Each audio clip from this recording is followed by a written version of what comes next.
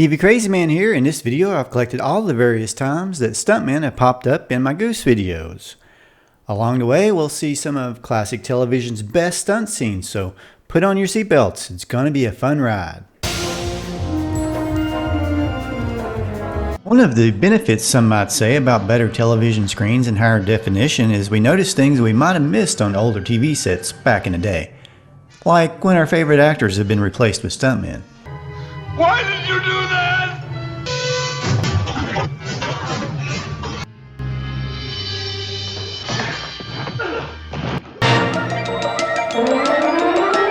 In the episode Time Merchant, Smith goes back into time, and when he's transported back, it looks like he's been replaced by a man wearing a Smith mask for some reason.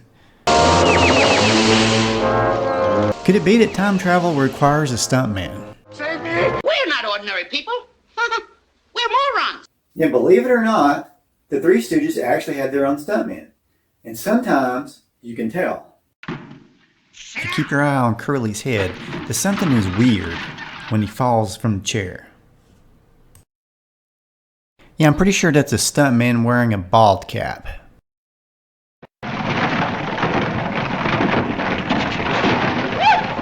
In Three Little Beers, a truckload of barrels is rolling down the hill towards the Stooges, where we see stunt Stooges. If you'll notice, Moe seems a little taller than usual, as all the Stooges were about the same height.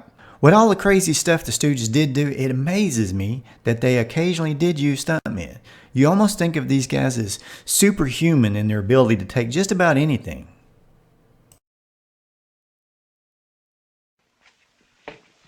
We'll use your head. Come on.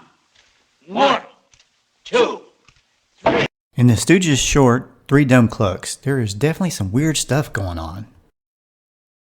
Nothing out of ordinary at first, but then Curly suddenly grows hair. 1, 2. You unlock this door with the key of imagination. Not this one. It happens again in that same short. First, Curly has his normal, almost bald look, and then all of a sudden he has hair again. Or did he get replaced by a taller doppelganger with hair? Keep your eye out on Curly's head again. It's like he gets this weird protective skull cap all of a sudden.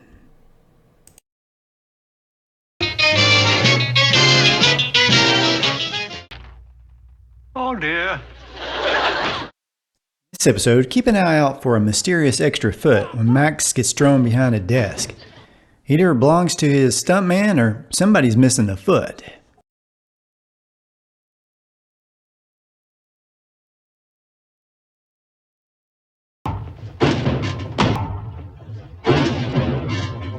Act natural, right?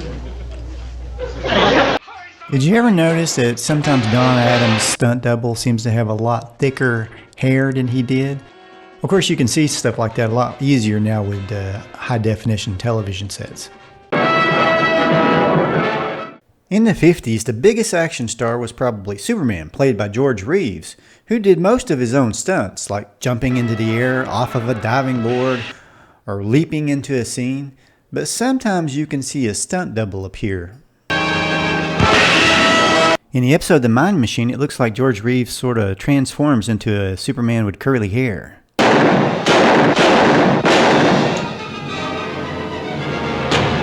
Here's one everybody remembers, where Superman has been shot at with no effect. He decides to duck when the bad guy throws the gun in frustration. This was actually Reeves' stunt double, Dale Van Sickle, who ducked. This mistake happened in The Mind Machine. Of course, normally Superman would not duck when the bad guy throws the gun at him. In the fight scene in the episode Night of Terror, the use of a stuntman is pretty noticeable. Though with the old TV sets back in the 50s, it probably wasn't very noticeable.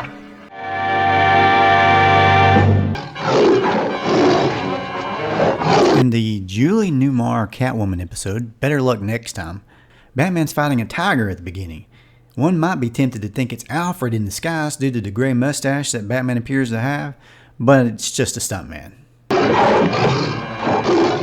Could have been Cesar Romero playing a prank on everybody, I guess. In the past, Burt Ward has complained in the early days of shooting Batman he had to perform his own stunts for the most part. But in the episode Holy Rat Race, when Batman and Robin run around the corner while pursuing Falseface, there is an obvious stunt double for Robin. Why did Burt Ward need a stunt double to run around the corner? Of course, this could have been one of the times that he was in the hospital from doing his own stunts, to which they would have done better just gotten a stuntman for him to start with. Burt Ward said in an interview that the special effects guys used 2.5 sticks of real dynamite once for a scene which resulted in a board hitting his nose and breaking it. Holy smoke! Could have been from the episode smack in the middle, but I'm honestly not sure because he did not specify which episode in the interview that I listened to. In the episode, The Joker's Flying Saucer. I wanted to rule the world from Mars. I like the looks of that place. You know, I think Alfred could have used a stuntman in this scene. Owie, hits his head. Holy head bumps, Batman! Alan Napier is just looking around, he's like, what in the world hit me? I wanted to rule the world from Mars. I like the looks of that place.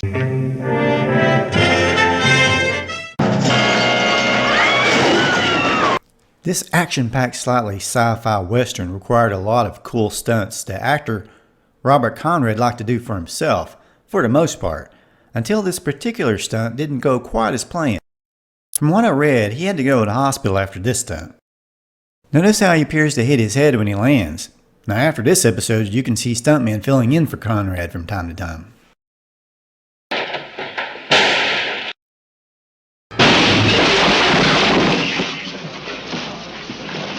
This particular stunt from first season episode puts Conrad up there in superhero territory.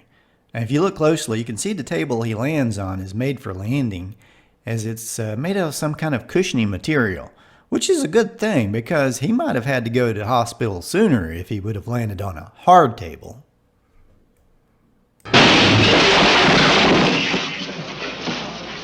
Now, I say he did most of his own stunts, but sometimes that wasn't always apparent, as in this scene from the episode The Night of the Sudden Death that was filmed in the Gilligan's Island Lagoon area. If that's Conrad to your right, as it's supposed to be, looks like he's wearing different clothing, or maybe his clothing is all wet. And right before he gets to the point where he gets ejected into the water, his clothes look different again. So what do you think? Did Robert Conrad do his own stunt in this one? I dare you to knock this off. I wonder if Robert Conrad did this stunt from the episode The Night of the Burning Diamond. According to my calculations, I kinda doubt it. No offense to Ross Martin, but I bet most of us know without hardly even looking that this was not Martin doing his own stunt here. Of course, he never claimed to do all of his own stunts that I know of. Sure does look like an awful fun stunt to do though, doesn't it? figures don't lie.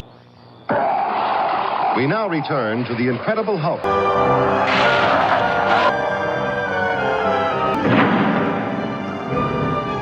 This Incredible Hulk stuntman doing the Hulk Disco Dancing Leap is just probably one of my favorites of all time. Now in this scene from the TV reunion movie The Incredible Hulk Returns, it's clear that it's a stuntman and not Lou, who is probably cut even better for this movie than he was in the original TV show run. John and Ponch are thrown off their motorcycles fleeing an exploding truck. The way they did the stunt was tie a cable around the motorcycle to cause it to abruptly stop as if they were being thrown off. If you look carefully, you can just make out the cable. In the episode Rainy Day, you can catch the type of protective headgear the stuntman wears as he almost flips a truck. It looks like a giant space helmet. The episode The Volunteers features a car pileup involving zoo animals. Back then, of course, they couldn't use CGI, and using real animals in a car stunt would be illegal, so they had to use stuffed animals in the stunt, and then include a shot after the accident with a real animal to sell the shot. One stunt they love to do on chips is have vehicles run up behind another one and then flip, and this was done with the aid of a ramp usually, which could be seen from time to time.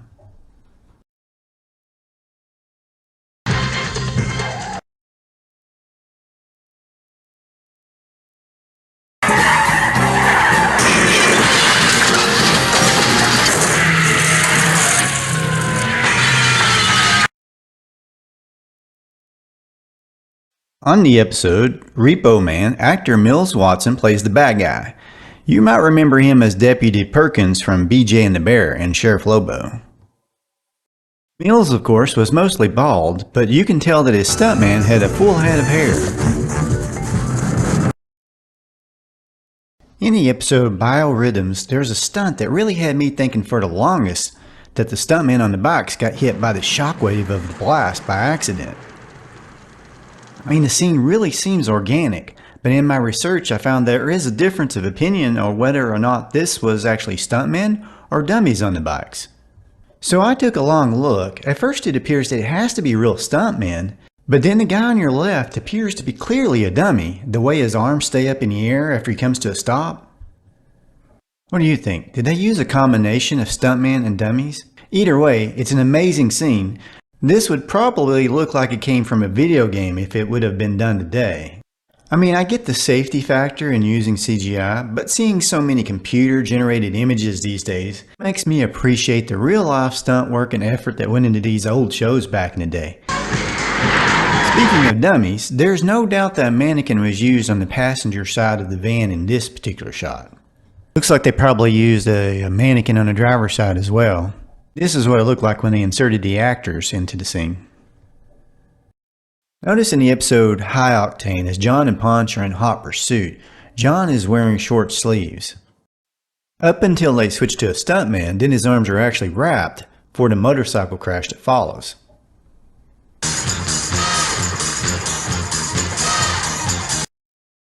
Here's where using CGI to digitally add the appearance of skin back to the stuntman's arms might actually come in handy. I just can't stand some of these newer movies that use complete digital models instead of a stuntman. It looks really phony when they do that. In the episode Battle of the Bands, some punks rob a van and one of them gets stuck on it as it rolls downhill. Notice there are no mattresses inside, but when it crashes we see mattresses used by the stunt driver coming out the front window. You remember the Greatest American Hero series from the early 80s featuring a clumsy superhero named Ralph? Well, let's look at a couple of the stunts done on that show. In the season 2 episode Plague, when Ralph catches up to Bill after he's been thrown from a helicopter, you can see that Ralph's cape is actually a parachute. You can even see a mini chute that activates the main chute attached to Ralph's right leg. Don't get me wrong, I think this was a very unique way to simulate flying for a superhero, and definitely risky compared to using CGI or wires. But it's still interesting to see a superhero who flies wearing a parachute.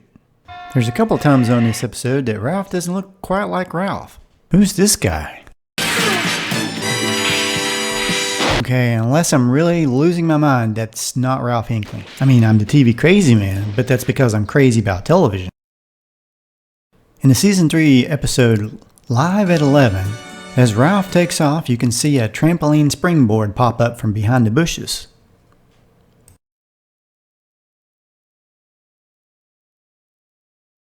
Knight Rider. In the episode Good Day at White Rock, a motorcycle gang is being set up to ride into a rope trap.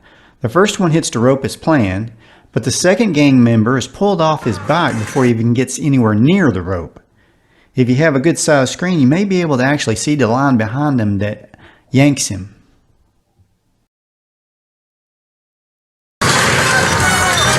Now let's take a look at one of the stunts from the pilot episode. In the demolition scene, a kid hitches a ride with Michael Knight after it's too late to drop the kid off because they're right in the middle of the action. You know. What are you doing here? You're supposed to be with your mother. This is much more fun. What? What is this? Look at this. So you can spot a stunt driver who is definitely not Michael Knight with a dummy replacing the kid riding alongside Michael Knight here. Also in this scene, you can see what appears to be ramps enabling Kit to pop up on 2 wheels. If you look really closely, that is. In the episode No Big Thing, it looks like Roscoe from the Dukes is making a guest appearance, crashing down on this yellow car. But if you look inside the yellow car, you can see the roll bars there protect the stuntman from getting crushed from the police car. It's actually a very smart safety measure. I definitely wouldn't call that a goof necessarily. Also in that episode, Devin, Michael's boss, gets to do a stunt for a change. First thing you may notice is that his passengers are replaced with stuffed dummies. Which also means, of course, that Devin was replaced with a stuntman.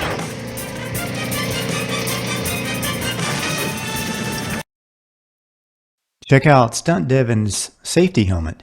Neat, isn't it? Back when this was on, we used to do jumps like this on bicycles without helmets. Without shoes for that matter. The Dukes of Hazzard had a lot of car stunts, of course.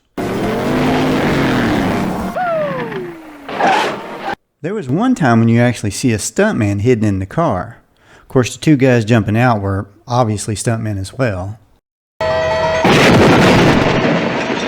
You know, you don't really think of stuntman when you think of the Andy Griffith Show, but stuntmen can show up anywhere, and as anyone, even as Aunt Bee. In the episode, Aunt Bee learns to drive. I think they tried to cover up the fact that stuntman is driving for Aunt Bee by putting a hat on her. Poor old Goober, I don't think he got a stuntman. Of course, why did Andy think it was a good idea to let somebody named Goober teach his Aunt Bee how to drive? Am I close enough to the curb? Am I close enough to the curb? Of course, Aunt Bee hits a tree later on. Oh, please, please don't tell Andy. Oh, okay, I won't. Remember when Barney got a motorcycle? Unless my eyes are deceiving me or Don Knotts got about 15 years younger, that doesn't look like he was the one riding away. Let me know what you think in the comments. You know, growing up, the A-Team was one of my favorite action TV shows of the 80s. Mr. T is one of my favorite action stars. So believe me, I know when Mr. T has been replaced in an action sequence, and that ain't him.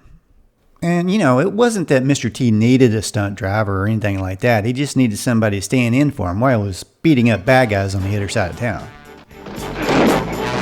Now this next one from Charlie's Angels may not actually been labeled as stunt work, but for some reason the Angels did get replaced, and this the strangest scene that I've ever seen.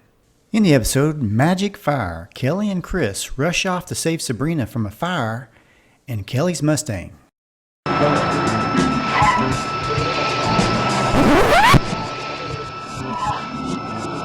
I don't know about y'all, but if I had seen this when I was a kid, or noticed it, I think it would have made my brain explode.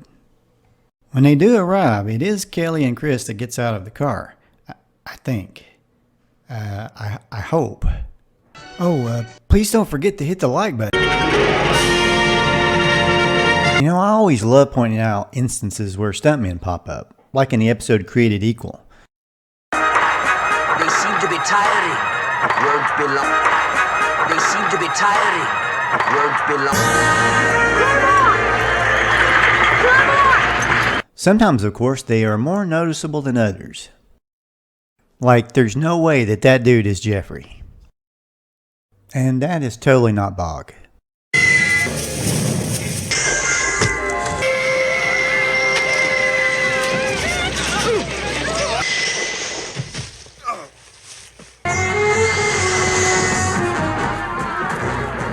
You know, I wonder how far these stuntmen had to fall in some of these shots. And I wonder if they meant for that horse to fall down like that.